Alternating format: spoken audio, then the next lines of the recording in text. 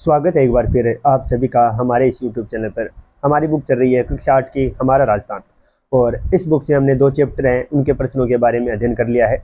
आज का हमारा चैप्टर है चैप्टर नंबर 3, जिसका नाम है आधुनिक राजस्थान का निर्माण। यानी इस चैप्टर में हम पढ़ेंगे राजस्थान का एकीकरण के बारे में, और एकीकरण से बनने वाले प्रत्येक जो प्रश्न होते हैं उन सभी के बारे में मैं आपको बताऊंगा, क्योंकि एकीकरण के बारे में राजस्थान में होने वाली सभी भर्तियों में एकीकरण से एक प्रश्न है वो जरूर पूछा जाता है। और जो प्रश्न बनते हैं, जैसे जैसे आज तक प्रश्न बने हैं, उन सभी के हिसाब से मैं आपको बताऊंगा, ताकि आने वाले एग्जाम में यह आपके लिए फायदेमंद साबित हो। अगर आप हमारे इस चैनल पर नए हैं तो हमारे इस चैनल को सब्सक्राइब कर लें, ताकि आने वाले जो भी वीडियो हो सबसे पहले आप तक पहुँच जाए।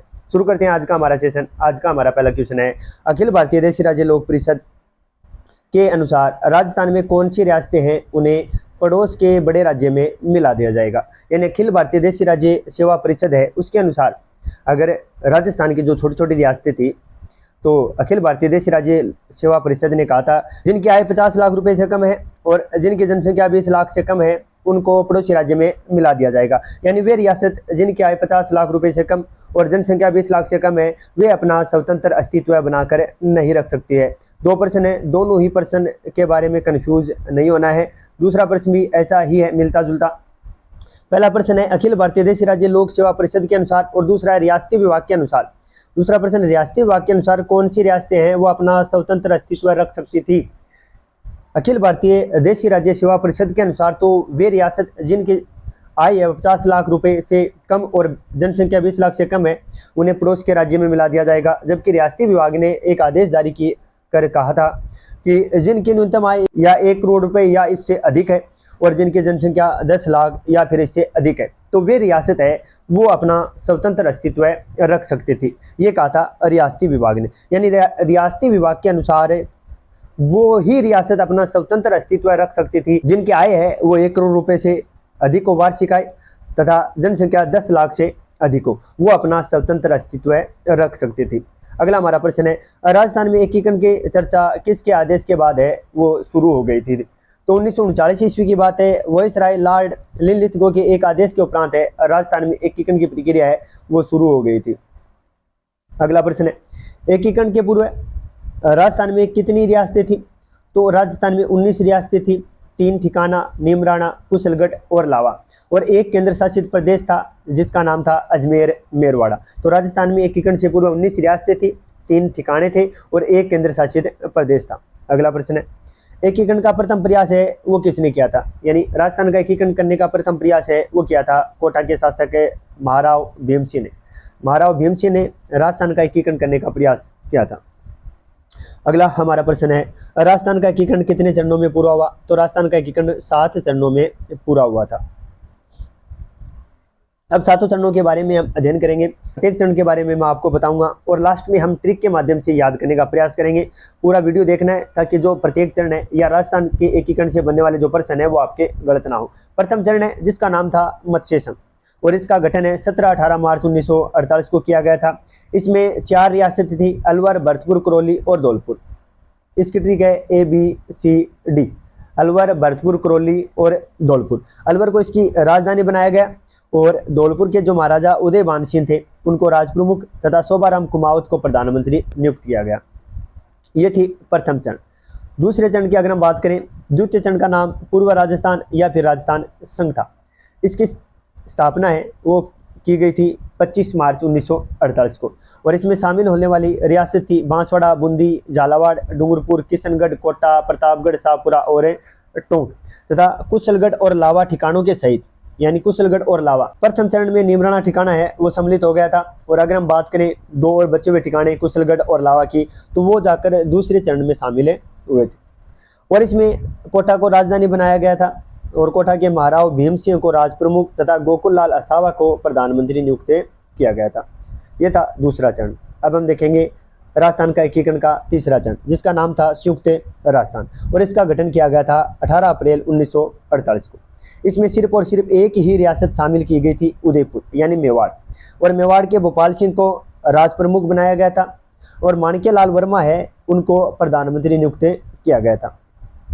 पंडित जवाहरलाल नेहरू ने इस विलय का उद्घाटन किया था। बहुत ही महत्वपूर्ण प्रश्न है, पंडित जवाहरलाल नेहरू ने इस विलय का उद्घाटन किया था। अगला चतुर्थ चरण के बारे में अगर हम देखें ना, तो इसका नाम था वृहद राजस्थान और इसकी स्थापना की गई थी 30 मार्च 1949 को, और इसी दिन राजस्थान का स्थापना दिवस से बनाया जाता है। इसमें शामिल होने वाली 4 बड़ी रियासत थी, जयपुर, जोधपुर, बीकानेर और जैसलमेर। याद रख सकते हैं जे और बी।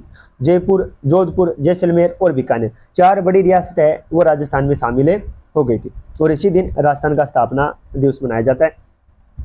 जयपुर के मान सिंह द्वितीय को राज प्रमुख और हीरालाल शास्त्री को प्रधानमंत्री तथा महाराणा भोपाल सिंह महाराज प्रमुख नियुक्त हुए, और सरदार वल्लभ भाई पटेल ने इसका उद्घाटन किया था। 5वें चरण की अगर हम बात करें तो 5वां चरण जिसका नाम था संयुक्त वृहद राजस्थान। चौथे चरण में पहला चरण सम्मिलित करके 5वां चरण बनाया गया था, और इसका गठन किया गया था 15 मई 1949 को। वृहद राजस्थान में मत्स्य संघ का निमराना ठिकाना सहित विलय कर दिया गया था, यानी प्रथम जो चरण था उसका चौथे चरण में सम्मिलित करके 5वां चरण बनाया गया था। अगर हम बात करें छठे चरण की तो इसका नाम था राजस्थान। इसका गठन किया गया था 26 जनवरी 1950 को, जिस दिन हमारा संविधान लागू हुआ था। इसमें सिरोही को शामिल किया गया था, लेकिन दिलवाड़ा और आबू क्षेत्र को छोड़कर। इन दोनों का विलय 7वें चरण में होता है। सिरोही क्षेत्र है, सिरोही को छठे चरण में मिला लिया गया था, जबकि दिलवाड़ा और आबू क्षेत्र को 7वें चरण में मिलाया गया था। अगला 7वां चरण है, इसका नाम भी राजस्थान था, और इसका गठन हुआ था 1 नवंबर 1956।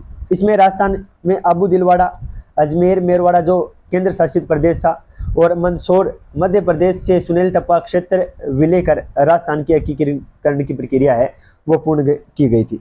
जबकि हमने मध्य प्रदेश से सुनील टप्पा क्षेत्र लिया, और झालावाड़ जिले का सिरोज भाग है वो मध्य प्रदेश को हमने दिया था। ये थे राजस्थान के एकीकरण के 7 चरण। अब अगर हम बात करें कि जो ट्रिक है, जैसे हम ये एकीकरण है वो आसानी से याद रहे, तो अगर हम तारीख देखें एकीकरण की, तो शुरुआत से अगर हम बात करें ना, तो तारीख को आपको लगातार 2 बार या 3 बार बोलना है, जिससे आपको याद हो जाएगी। तारीख 18, 25, 18, 30, 15, 26, 1। ये है 18 प्रथम चरण की, 25 दूसरे चरण की, 18 तीसरे चरण की, 30 है चौथे चरण की, 15 5वें की, 26 छठे की, और 1 नवंबर है वो 7वें चरण के। 18, 25, 18, 30, 15, 26, 1। अगर महीने की बात करें ना, तो 2 मार्च, 1 अप्रैल, फिर मार्च, मई, जनवरी और नवंबर है।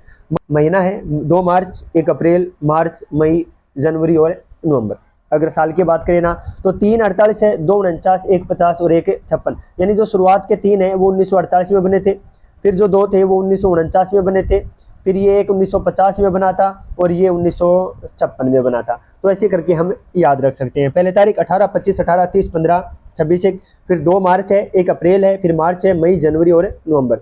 सन की अगर हम बात करें तो 3 48, 2 49, 1 50 और 1 56। राजप्रमुख अगर हम देखें ना, तो उदय, भीम, भोपाल और मान।